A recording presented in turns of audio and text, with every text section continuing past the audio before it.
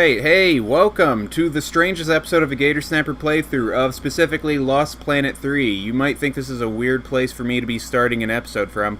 Well, that's because, as I'll probably explain next week, unless I talked about it in an earlier episode of a different series, the audio I was recording on my microphone on Audacity fucking shat out or something, so it didn't record my voice. So now I'm recording here as I'm editing the video, so, oh boy, it's a weird episode. Sitting down next in front of my computer, no controller in hand, a fucking bowl of kind of stale trail mix. It's like, tastes a little bit like dog food if I had to be honest, but you know what? Just gonna fucking go with it. So let's see. Fuck, where had I even started from? This is so weird. Such a weird place to be starting an episode from. If I remember correct, yeah, so the assault was happening back on the town. So here's where I'd normally say, welcome back to a Gator Snapper playthrough. We're gonna have a good time, just enjoying ourselves in the fucking wild of the Underdark.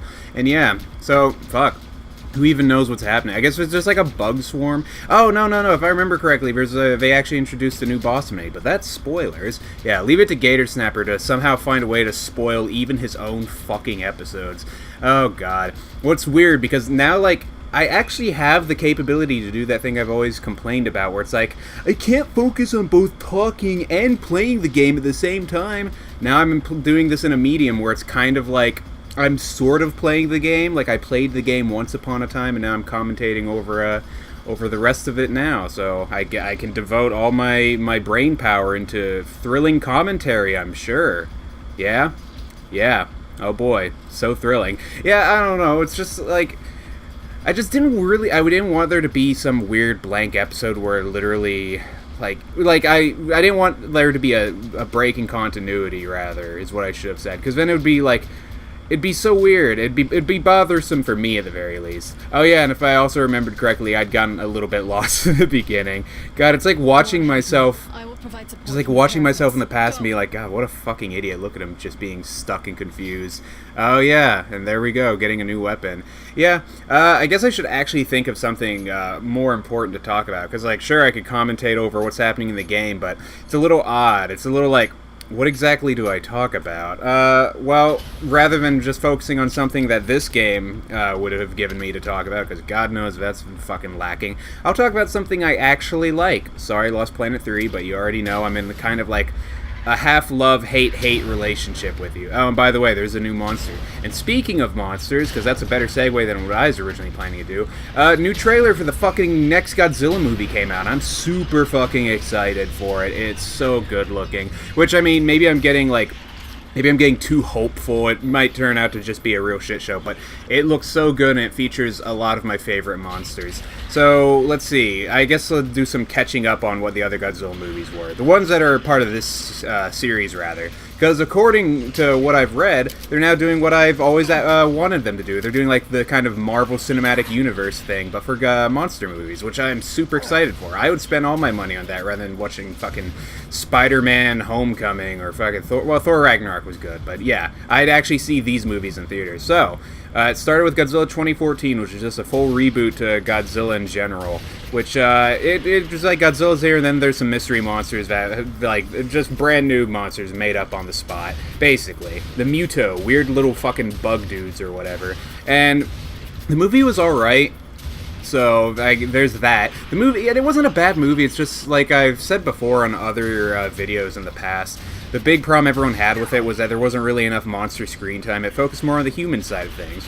Which, I don't know, looking back on that now, I don't think that's really such a bad thing in the end. Like, it's not so bad having some focus on the human side of the story. Because, I mean, there are older Godzilla movies that, they focused more on the monster stuff than anything else, and I don't know, it's that thing where I could see it going either way. I'm the worst person to pick a side on things, because I'm always like, well, I could see it from this point and that point. I'm the most on-the-fence person there is. But it's just there have been Godzilla movies where it's, like, so focused on the monster, and then, like, the plot, the human plot is a little lacking and stupid, where you're just, like, it's so easy to just make fun of it, and, like, just, I don't know. It turns into a real shit show. But then again, Godzilla movies were always a little bit campy, so that's not too surprising.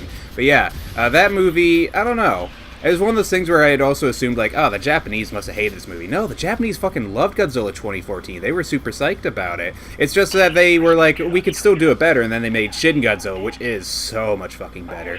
But, let's see. Oh, yeah. Oh no, some interesting backstory about the fucking Akrid. Oh, so excited. Anyways, the other fucking continuation in the new monster cinematic universe was Kong Skull Island, which was another okay movie. Actually, you know what? That one was much better, because it focused more on the monster action parts, and then... you know what? I'm saying that, but I'm having a real hard time remembering what happened in Kong Skull Island. But that's also, I'm willing to say, more because I hadn't seen it in such a long time. I think I might have been a little sick when I had gone to see it, too. I saw it with my roommates because we had a movie theater just, like, literally, like, 20 yards away from where we lived. Like, we'd walk through the fence and just go down and watch movies. But yeah, Kong Skull Island, I remembered liking it. It had John C. Reilly in it, so yeah, have a fun time all around. I don't know, that's one of those things where it's like, I could imagine people be like, John C. Reilly, that means they're going to try and do some goofy humor stuff. No, man, John C. Reilly's good in that movie. And he's been in some serious fucking films in the past, too. Not films, he's in one show that was, like, pretty fucking serious, if I remember correctly. But I can't tell you what it was. It's just something I saw my parents watching. I saw a scene of it. I was like, oof, that's kind of dark. But yeah, don't just see John C. Reilly and be like, oh, it's like Talladega Nights or the Ballad of Dewey Cox or whatever. Because it's, I don't know. He's a good actor. He's not just comedy based. Now let's see, Kong Skull Island. Just trying to like, it's kind of like the other King Kong movie where there's a lot of focus on going through the island where there's a bunch of like prehistoric beasts and everything's kind of like it's Superman versus nature. Let's see. Yeah, I don't know. I guess they do kind of make some callbacks to other monsters, but that's me personally assuming that. Like, there's these giant bamboo spiders, which are kind of like this one annoying spider anime from one of the old... Oh, I'm sorry. I was talking about Godzilla movies there, old man. Yeah, there's like a spider that's like one of the old spiders from like one of the 60s Godzilla movies, but that's me kind of assuming that shit. It's probably not true. They also added new monsters called like Skull Diggers or something. I don't know. They're like these like blind only two-limbed creatures. There's like one big one, and that's Kong's main enemy. I don't know. Thinking back about that movie, it's also kind of like it doesn't focus too much on the main monster, if I remember correctly. It's also about the humans' exploits throughout the film. Because really, like, all I remember about Kong, there's the opening where it's like back in World War II, and he just shows up as like, I'm Big Monkey. Then it's them going to the island to do their scientific research. They blow up a lot of the island to do like sonar, and it pisses off Kong, and he fucking destroys all their helicopters. And then I draw a blank on what happens to King Kong until it gets to the final fight. And then Kong's fighting the super mother skull climber, whatever they call it. And I think he sticks his hand down its throat and just rips its fucking tongue out. Kind of like the T-Rex in the other King Kong movie. And again, I might be mixing that up too, so who knows. Yeah, that really is all I remember about that King Kong movie. But they're going to have King Kong versus Godzilla shortly after this new Godzilla movie coming out, I believe. So it's like... It's King Kong will be fighting Godzilla, but not the same... Well, the same Godzilla maybe from Godzilla 2014, but when he was younger. So there's like the giant size difference is addressed, where it's like, oh yeah, a younger Godzilla is about the same size as this King Kong. So it'll be a fair fight. They also said that King Kong had some room for growing, so that's the other thing. There's just like... It's like you have two numbers and you have to find the middle ground for both of them. It's there's those stupid math problems. I was about to call it integers. It's like lowest common... No, not lowest common denominator. That's not it. But it's where you had to find like where two different numbers by multiplying them meet up in the middle. That's what that is. My convoluted explanation for a fucking Godzilla versus King Kong movie. And now on to the final portion of this Godzilla topic, which I'm glad has been taking up a lot more time than it has. Which also, sorry if this episode is more focused on me talking about this rather than the game. But like I said, I don't know. You know, I'm thinking about it. It is a little weird because I'm talking about something completely unrelated to this game, and it's kind of like the continuity is still broken, isn't it? But I mean, you get to see what's happening in game, so that's something, I guess. I don't know. It's fucking Lost Planet 3. Who cares? I'd rather talk about Godzilla anyways. Yeah, and on to that final fucking subject. Godzilla, King of the Monsters. That's what this movie's called. Yeah. So it features not just one monster, but four grand total monsters. So you got Godzilla, your big old fucking baddie. You got Mothra, who you can tell... There's like a big splashing of wings, and you can kind of see the patterns, and yeah, that's Mothra. For those that don't know, Mothra's a giant moth. Yeah. Mothra does like the whole thing of like she guards the planet against all the evils, which is what King Ghidorah is. Ah, fuck, spoilers. The next monster. Well, the next monster I was going to say is Rodan, who I am fucking super excited about seeing that goddamn movie. He's so fucking cool. Rodan's my favorite. He's the big old fucking pterodactyl boy, and he's like popping out of a volcano, and he seems like he's kind of permanently smoldering. That might have just been him coming out of the volcano, that one scene, but I don't know. They might have added some kind of like fire element to Rodan now, which I think is kind of cool. I like that change to him. But yeah, Rodan's whole deal is he'd fly around super fast and knock things around with his wind power. And let's see, after Mothra Rodan, we have our final big bad boy, King Ghidorah, who it looks like in this movie he was trapped in ice. So I'm not like... So King Ghidorah is like a space monster who basically ravages the universe. He's like the Galactus of the Godzilla universe, except I think Galactus is definitely way, way more scary. But yeah, Ghidorah does the whole same thing. He goes around to different planets around the universe and basically like sucks the life energy out of them or something. Well, that was in the 3 Mothra movies from the 90s. He just blows everything up basically. But yeah. Little did he know he's stepping into the wrong neighborhood when he came to fucking Earth to fight Godzilla and them. Although I think the whole deal with him is like, from what I remember of like the entire Godzilla's monster cinematic universe, I think this was in the Mothra movies. They might have said it in one of the other movies too. But the meteor that came and wiped out the dinosaurs was actually King Ghidorah, and he's what killed all the dinosaurs, is kind of what they're getting at. They might go into that with this movie too. I kind of hope so, because I like that bit of lore.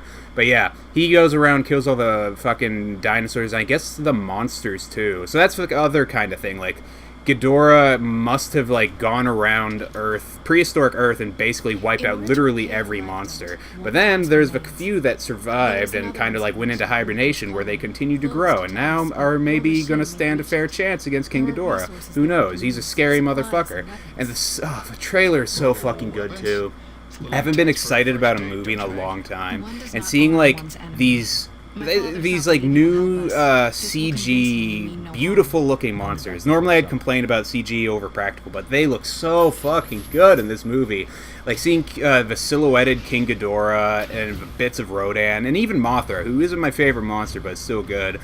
Like I'm just super excited for this movie. I hope, like, the only thing that like visibly I can see in the trailer that I could be a little upset about is if they just ruined the plot in this movie. But they're very vague about what the plot points of the movie are. If it's human focused, I don't care. As long as the plot's still good, I'm happy.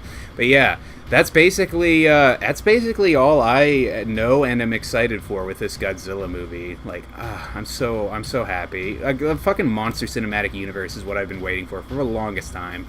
And that started when they fucking said there's going to be a new Gamera movie, which you can find that trailer on YouTube easily enough.